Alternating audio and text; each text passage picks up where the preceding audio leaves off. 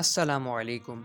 دنیا کی تاریخ میں ایسی کئی قومیں گزری ہیں جنہوں نے اپنی طاقتوں کے بلبوتے پر خدائی کا دعویٰ کیا ہے، لیکن کیا آپ نے کبھی اس قوم کے بارے میں سنا ہے جن کے قد درختوں کے مانند لمبے تھے، جنہوں نے پہاڑوں کو موم کی طرح تراش کر محلات کھڑے کر دیے تھے؟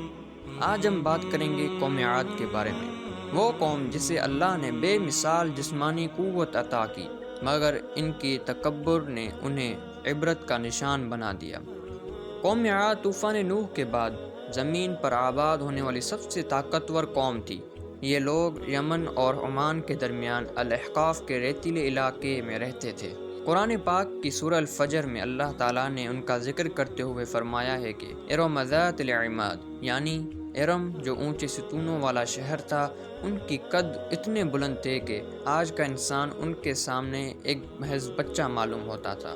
انہوں نے صحراؤں میں وہ جنت بنائی تھی جس کی مثال پوری دنیا میں نہیں ملتی تھی۔ وہ بڑے بڑے ستونوں پر محلات تعمیر کرتے تھے، محض اس لیے تاکہ دنیا کو اپنی طاقت دکھا سکے۔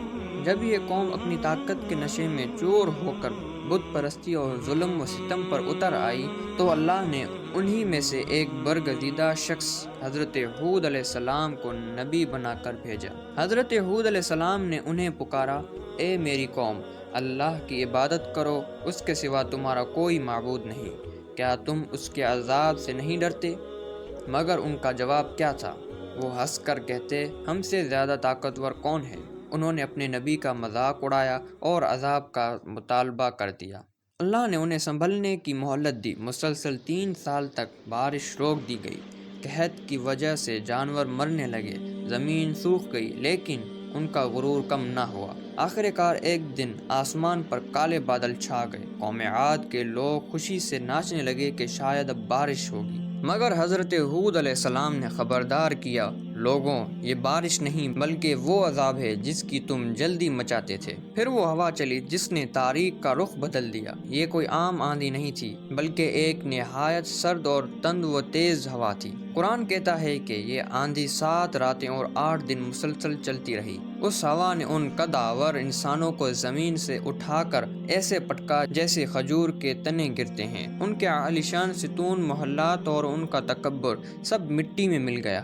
جب 8ویں دن سورج نکلا تو وہاں سوائے خاموشی کھنڈرات کے کچھ باقی نہ تھا۔ صدیوں تک دنیا اسے محض ایک قصہ سمجھتی رہی، لیکن 1990 کی دہائی میں جب سیٹلائٹ کے ذریعے عمان کے صحراؤں کا معائنہ کیا گیا تو ریت کے نیچے ایک قدیم شہر کے آثار ملے۔ ماہرین آثار قدیمہ نے جب وہاں کھدائی کی تو انہیں وہی بلند و بالا ستون ملے جن کا ذکر قرآن 1400 سال پہلے کر چکا تھا۔ اس شہر کو آج دنیا یوبار یا ریت کا اٹلانٹس کہتی ہے۔ یہ دریافت اس بات کی گواہی ہے کہ قرآن کا ہر لفظ سچ ہے۔ قوم عاد کا قصہ ہمیں یہ سبق دیتا ہے کہ انسان چاہے جتنا بھی طاقتور کیوں نہ ہو جائے، وہ اپنے خالق سے بڑا نہیں ہو سکتا، کیونکہ جب اللہ پکڑتا ہے تو کوئی بچانے والا نہیں ہوتا۔ اگر آپ کو یہ ویڈیو پسند آئی ہو تو اسے لائک کریں اور ہمارے چینل کو سبسکرائب کریں۔ آپ کا شکریہ۔